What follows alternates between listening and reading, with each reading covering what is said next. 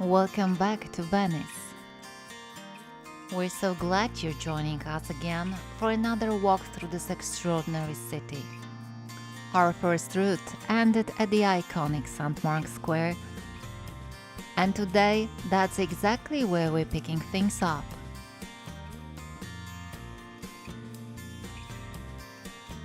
This walk will take us through a less obvious but incredibly rich side of Venice. From Baroque facades and a centuries-old gondola workshop to churches filled with masterpieces of painting and across two of the city's most famous bridges. We'll cross the Grand Canal via the Accademia Bridge and the Rialto Bridge.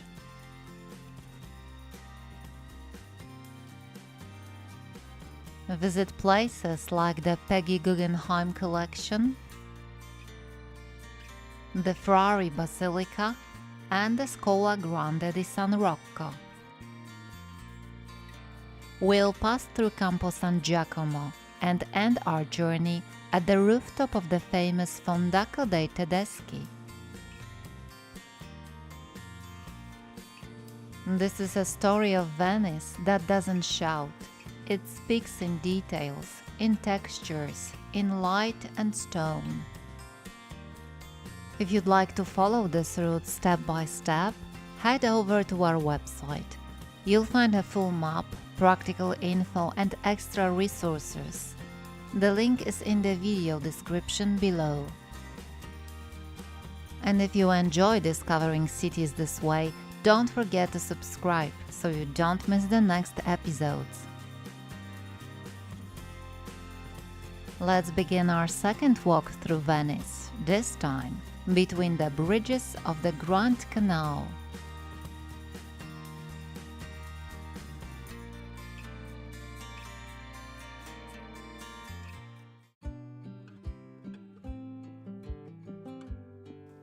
Just a few steps from St. Mark's Square, behind the elegant facades of boutiques and hotels, there's a hidden gem.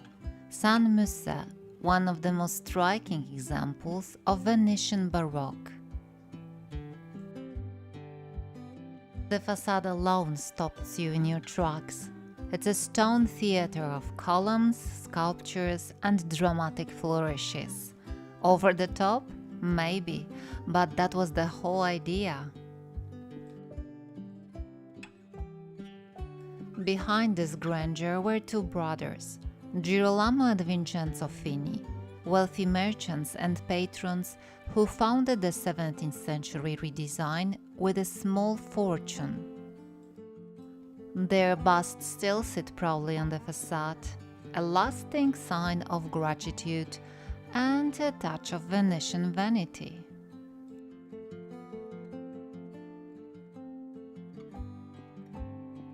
And although the church is named after Saint Moses, San Moisè, it's not only a reference to the biblical figure. It also nods to Moisè Villiers, an influential figure who helped rebuild the church back in the 10th century.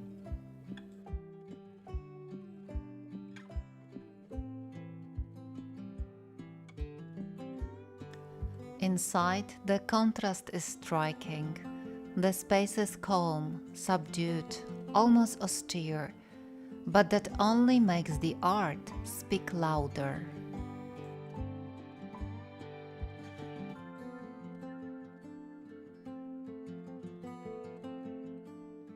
In a side altar, you'll find The Washing of the Feet by Tintoretto, a vivid multi-figure scene showing Jesus kneeling before his disciples to wash their feet.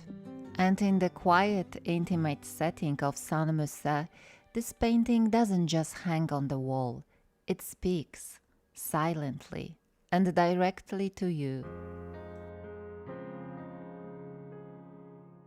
From San Moisè, we head deeper into the San Marco district.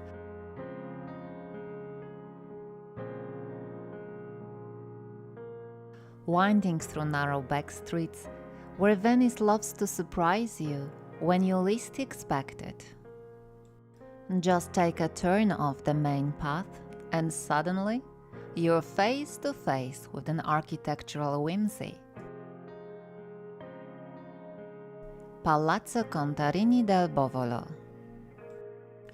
It's a scene straight out of a fairy tale. Nestled between tight rows of buildings, a spiral staircase rises like a seashell.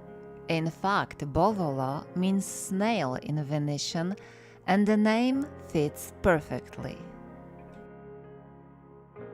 The steps lead nowhere in particular, and yet your mind follows them anyway.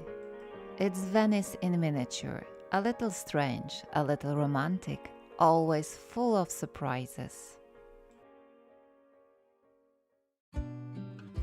Dizzy from the Bovolo, we head onward toward the Accademia Bridge.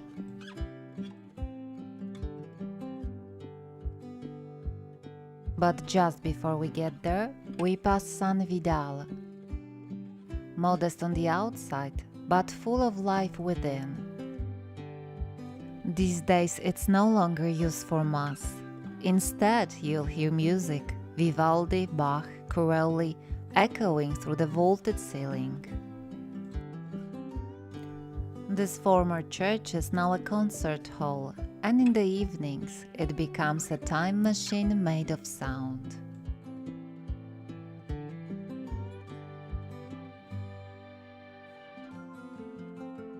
Just a few steps from San Vidal, we meet the first of today's two bridge heroes, Ponte dell'Accademia.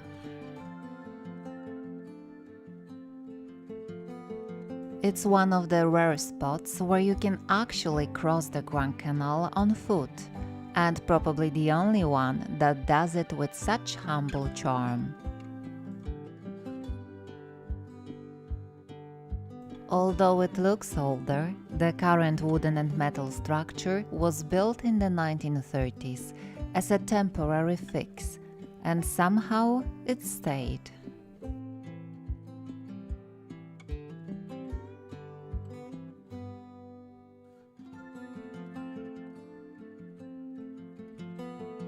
As you walk across, pause for a moment. Ahead of you, one of the most breathtaking views in all of Venice. The Grand Canal winding between palaces, and in the distance, the silhouette of Santa Maria della Salute. Accademia Bridge connects more than just the two banks of the lagoon. It links tourist Venice with artistic Venice. At the foot of the bridge, we land right beside one of Venice's most important cultural landmarks, the Galleria dell'Accademia.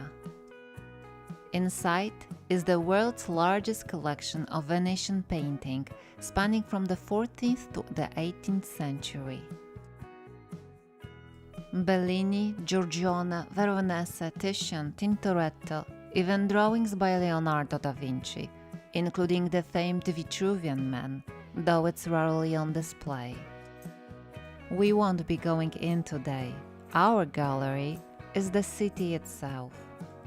But it's worth knowing, behind those quiet walls lies a treasure trove of art that helped shape the image of Venice as we know it, mystical, radiant, and filled with symbols, beauty, and emotion.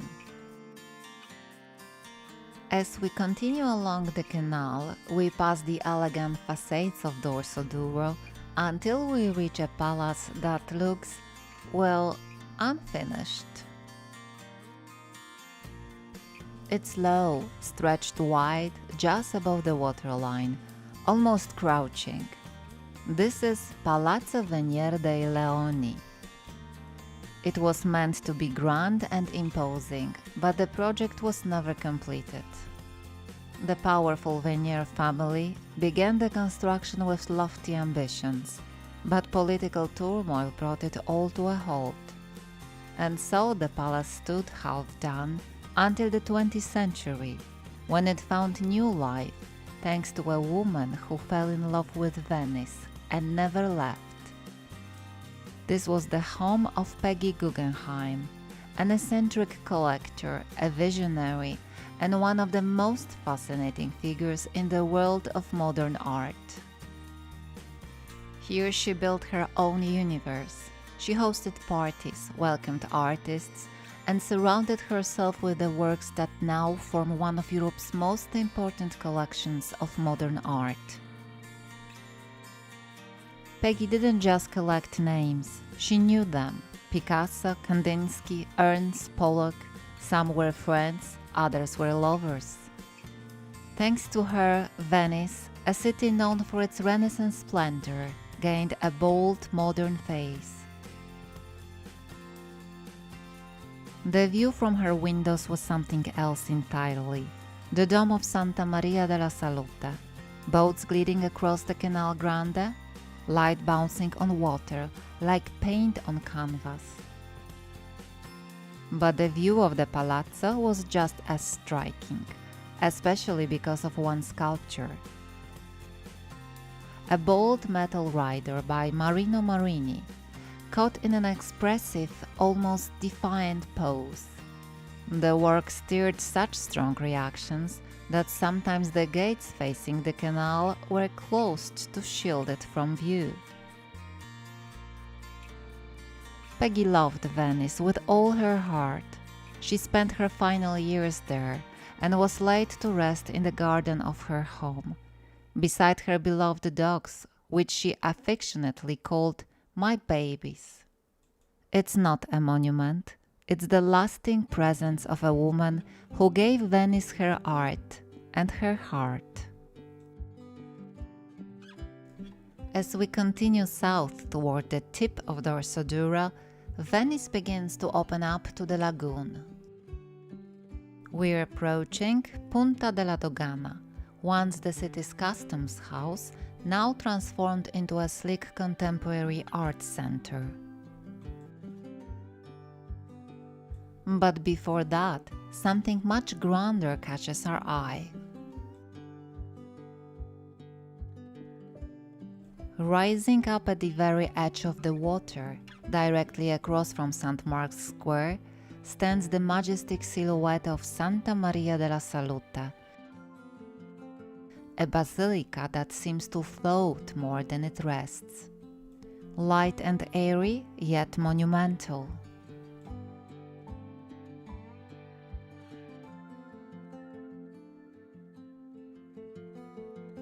It was built as an offering of gratitude after the city was ravaged by the plague. The Venetian authorities made a vow: if the epidemic ended, they would raise a church in honor of the Virgin Mary. The plague passed, and Salute was born.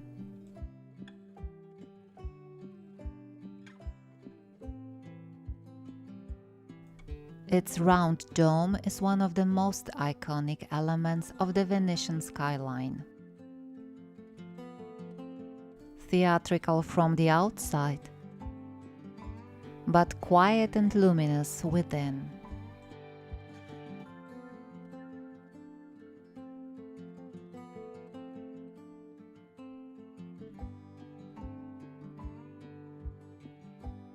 Inside, the works of Titian, marble floors, and the soft scent of candle wax create an atmosphere unlike any other church in the city.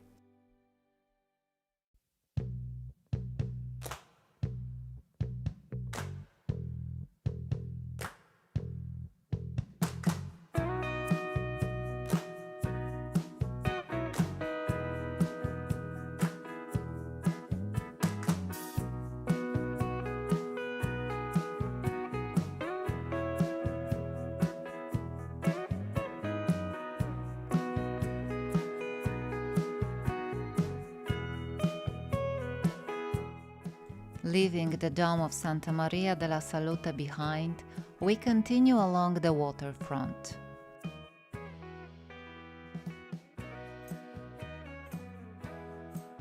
Here Venice grows quieter. The tourist crowds fade, and what remains is water, brick, and air filled with light.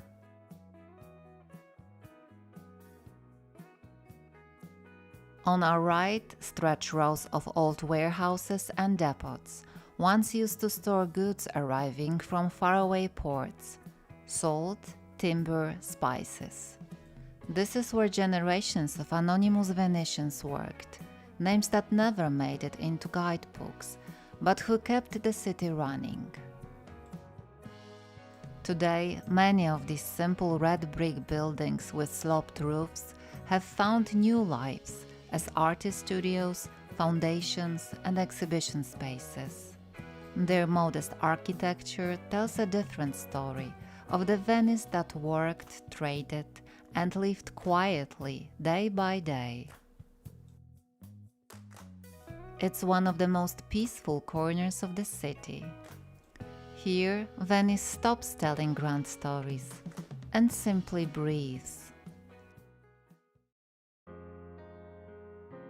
Walking further down the tranquil embankment, we take a small turn inward and suddenly find ourselves in a place that looks like it belongs in a mountain village.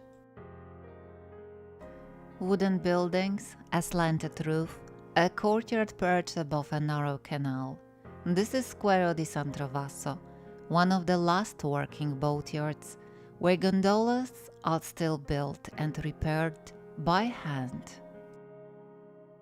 A gondola is more than a means of transportation. It's a symbol of Venice, elegant, asymmetrical, and steeped in tradition. Its curve is precisely engineered to balance the weight of the gondolier who stands to one side. At the prow is a distinctive iron ornament, the ferro, with prongs representing the city's 6 districts, and an arched top symbolizing the Grand Canal.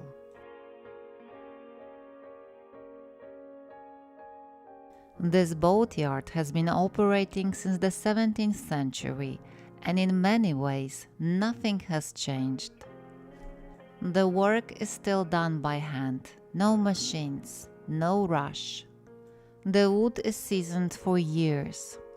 Each gondola is crafted from multiple types of timber and made of roughly 280 individual parts, all fitted together with care and precision.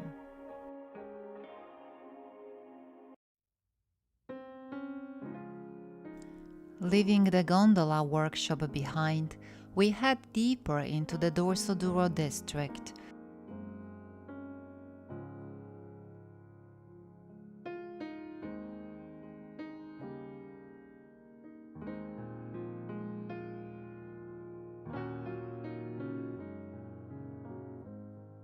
Toward a church that, at first glance, gives nothing away. But that's just an illusion. San Pantalon may have a plain exterior, but step inside and look up, and you'll understand why it's one of Venice's most surprising treasures.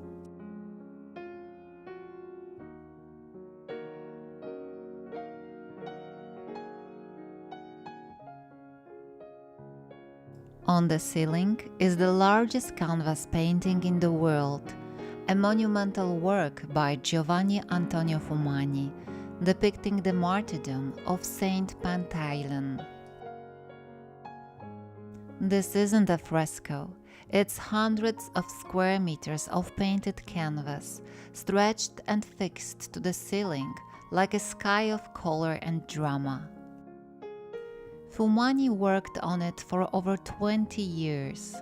Legend has it he died falling from the scaffolding just before completing his life's masterpiece. The composition is pure Baroque, dramatic, crowded, luminous. A theater of heaven.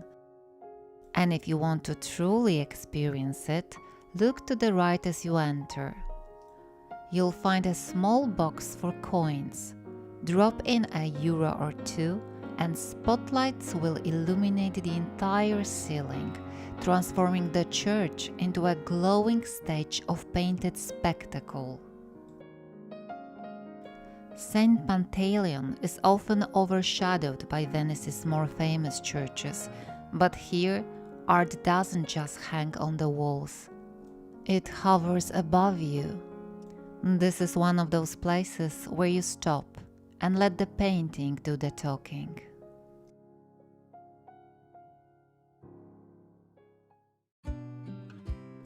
Walking on, we arrive at a place often called Venice's Sistine Chapel, the Scuola Grande di San Rocco.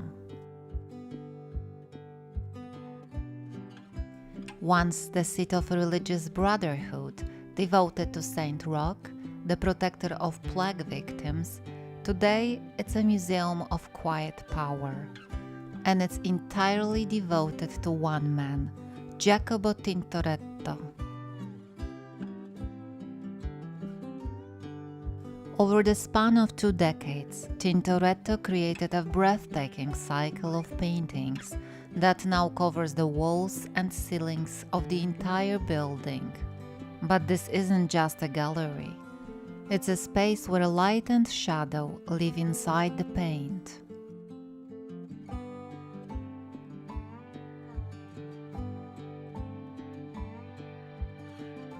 On the ceilings, vivid scenes from the Old and New Testaments, radiant from within, dramatic and impossible to ignore. On the walls, ribbons of darkness, pierced by flashes of divine presence.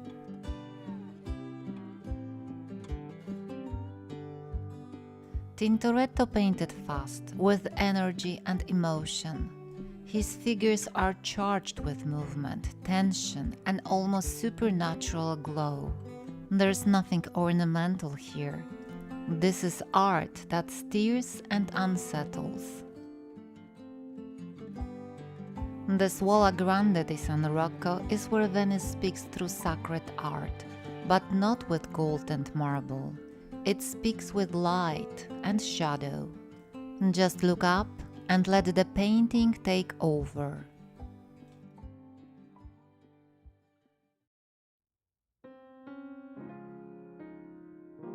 Just a few minutes from San Rocco, we arrive at one of the most powerful and moving churches in all of Venice, Santa Maria Gloriosa dei Frari, or simply Frari.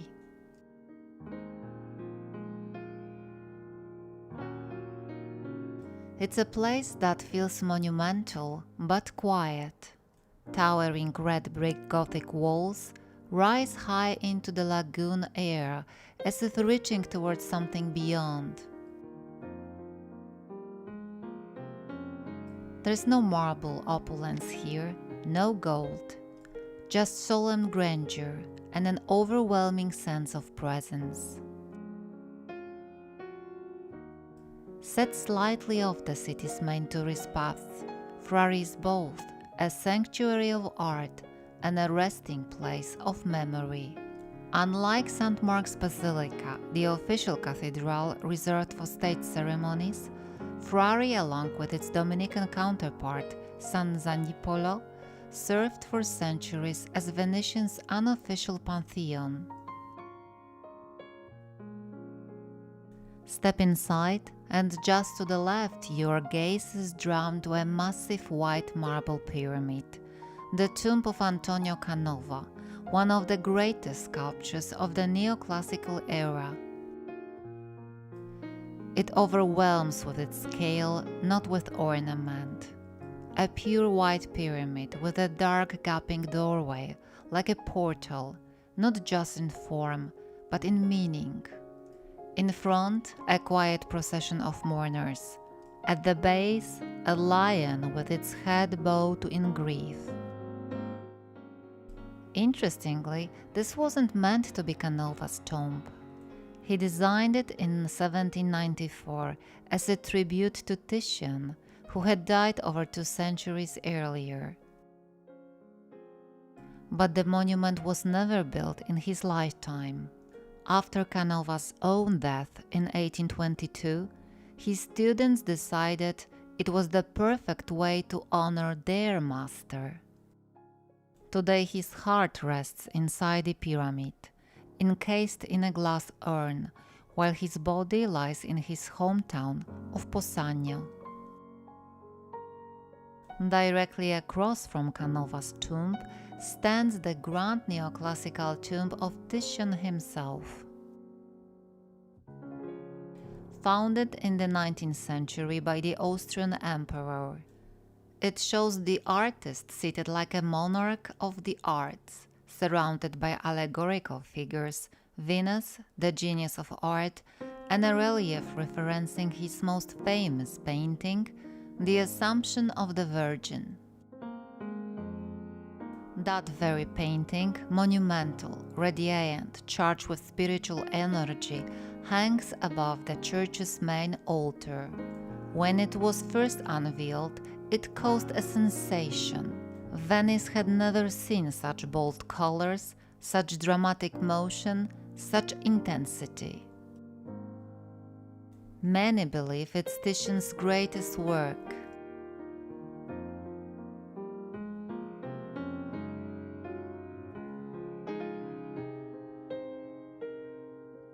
And in the side chapels, there's more. Masterpieces by Bellini, Donatello, tombs of doges, and humble Franciscan friars.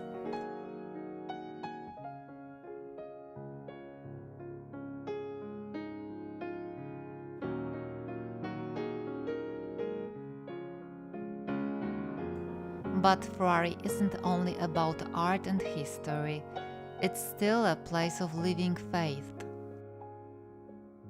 The Basilica houses a revered relic of the precious blood of Christ, gifted to Venice in the 15th century by Pope Nicholas V in gratitude for the city's role in the crusade against the Turks.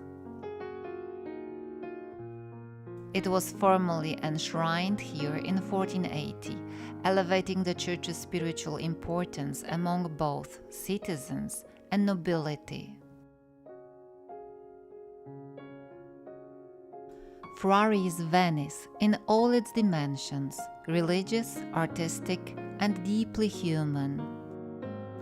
As locals often say, if you haven't seen Frari, you haven't really seen Venice.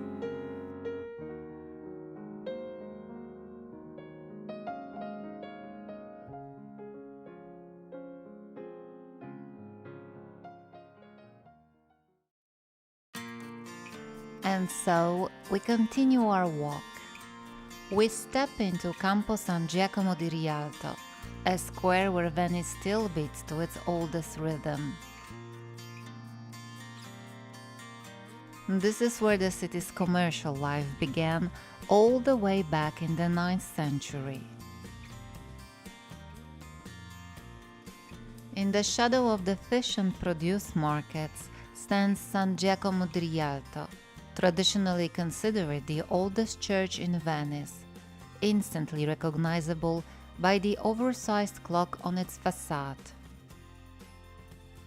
And just across the steps you'll spot a small figure, Il Gobbo di Rialto, the hunchback of Rialto. A crooked stone statue leaning forward under a little platform. This was once the public podium for Venice's proclamations. Sentences, decreases, and bans were read aloud from its back. Criminals sentenced by the Republic were forced to approach Il Gobbo and kiss it, a final act of humiliation before they crossed the bridge toward their punishment. Today the hunchback remains, silent, unbothered, a symbol of civic order and ritual. Easy to miss in a crowd, but Venice always rewards those who look closely.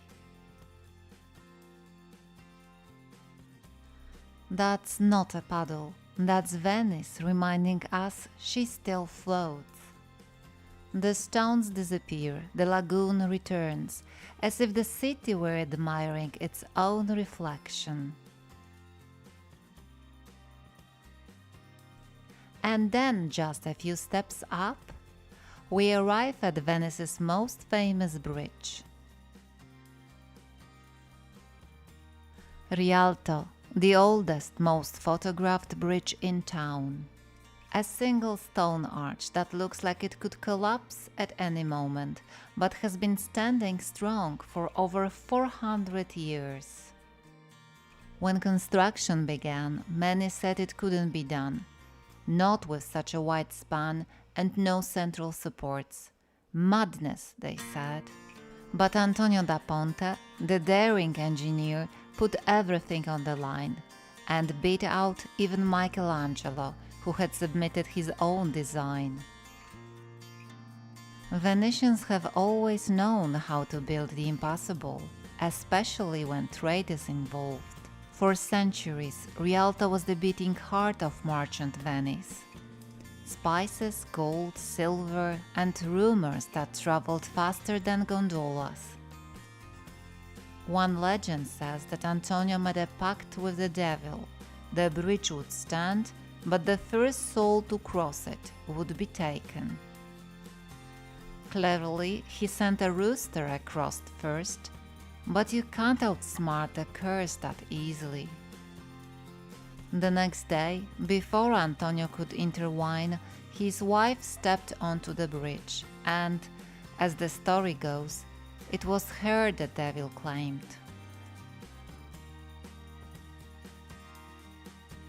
Today, between souvenir stalls and camera flashes, you can still feel the heartbeat of old Venice, though now it beats more with credit cards than ducats.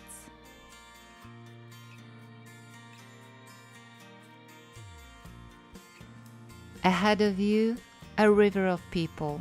Below, the Grand Canal, like an open stage, vaporetto boats, gliding gondolas, palazzos bathed in light. Venice doing what it does best, making an impression.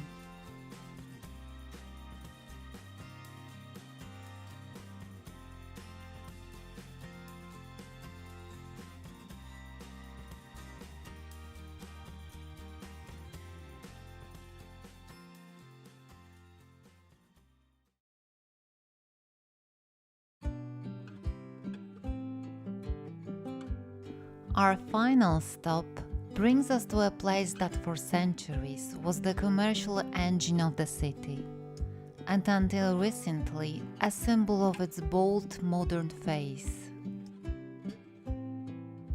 This is the Fondaco dei Tedeschi, once the warehouse and headquarters of German merchants operating in the Venetian Republic. Built in the 13th century, right at the foot of the Rialto Bridge, it served as a customs house, trading hub, and later a post office. In the 21st century, it underwent a spectacular transformation. The Dutch design firm OMA reimagined the building as a luxury shopping and cultural space. At its heart, an airy courtyard with arched walkways. Around it, designer boutiques, exhibitions, and elegant public spaces. But its crown jewel was at the top, a rooftop terrace offering panoramic views of Venice, from the Grand Canal all the way to the Alps. Sadly, as of May 1st, 2025, Fondaco has closed its doors. The rooftop is no longer accessible, shops are winding down, its future remains uncertain. But in Venice, nothing ever disappears for good. This city doesn't know endings, only reinventions. So perhaps Fondaco will return. Because in Venice, even when a door closes, it's usually just waiting to be opened again.